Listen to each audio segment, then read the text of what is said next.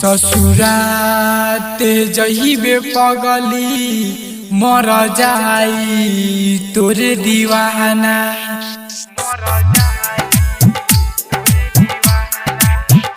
ससुरात जहिबे पगली मर जाई तोरे दीवाना।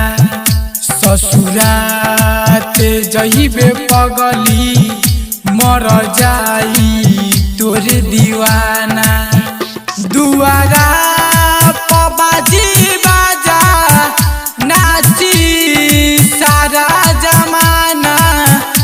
दुआरा पबाजी बाजा नाची सारा जमाना।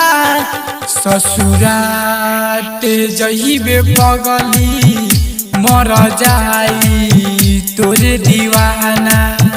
ससुरात जहिबे पगली मर जाई तोरे दीवाना।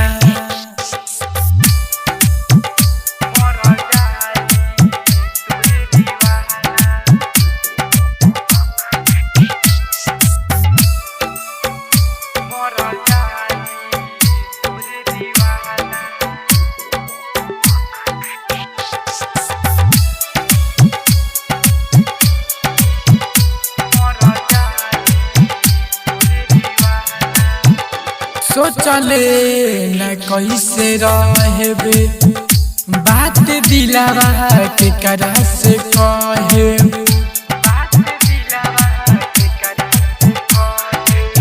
सोचले न कैसे रहेबे बात दिलावा के करा से कहे।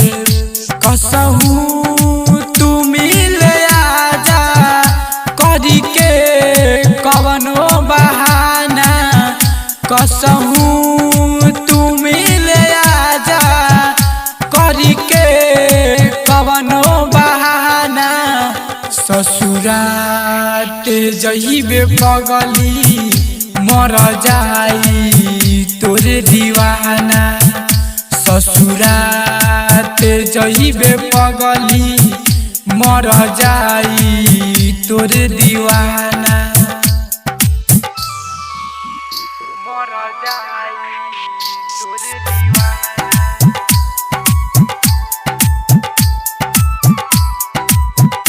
मर जाई तोरे दीवाना।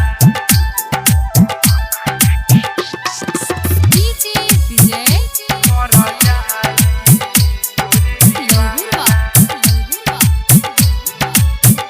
राइटर रोहित कहे तोहरे में दिलवा रहे।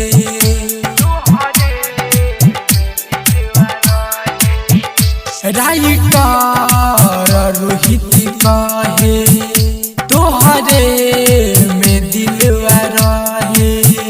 राम बाबू राव के देखी लोग मारतावे ताना।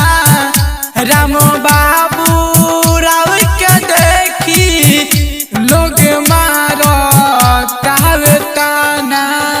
ससुरात जहिबे पगली मर जाई तोरे दीवाना। ससुरात जहिबे पगली मर जाई तोरे दीवाना। Kamlesh recording studio Mohammadpur.